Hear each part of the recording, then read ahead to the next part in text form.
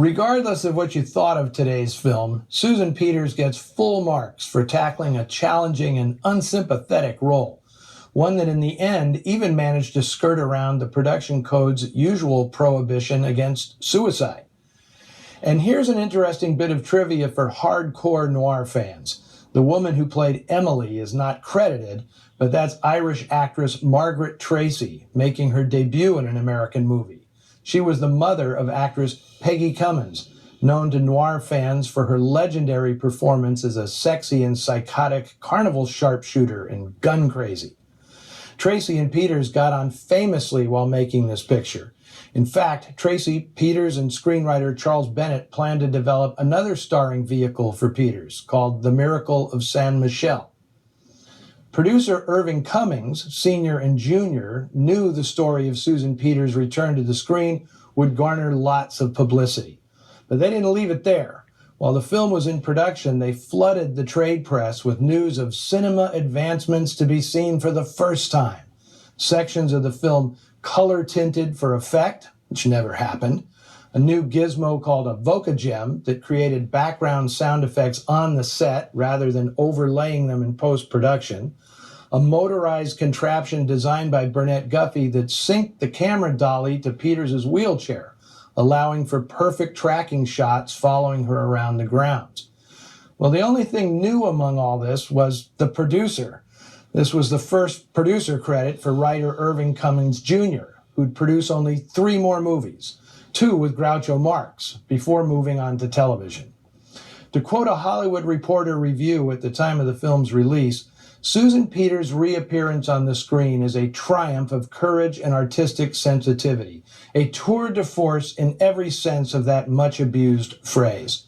The reviewer predicted handsome box office returns and a bright future for the young actress. But Peters' comeback was short-lived. The Miracle of San Michele was stillborn, and The Sign of the Ram turned out to be her final feature film. Peters went on to earn excellent reviews in a pair of plays, The Glass Menagerie and The Barretts of Wimpole Street. Touring the country with these shows was grueling for her, however, and she was forced by exhaustion to abandon the stage. In 1951, she starred in a daytime soap opera called Miss Susan, but daily production soon wore her down. She became a recluse, living on her brother's ranch in Lemon Grove, California. She entered the hospital in 1952 in a terminal stage of illness. The attending doctor noted the cause of death as kidney failure, bronchial pneumonia, and anorexia, but then stated more simply, she had lost the will to live. July 3rd would have been Susan Peters' 99th birthday.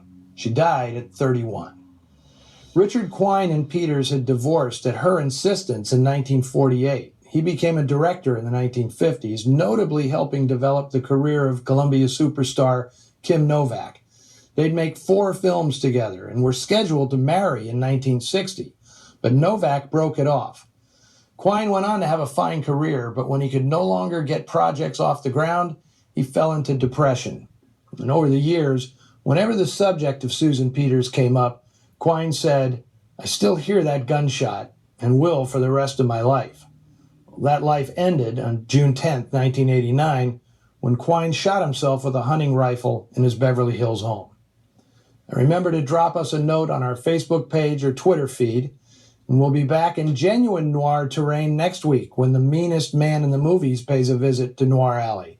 Lawrence Tierney stars in Bodyguard, a rollicking bee from the redoubtable Richard Fleischer concerning murder and mystery in a Los Angeles meatpacking plant. How can you pass that up?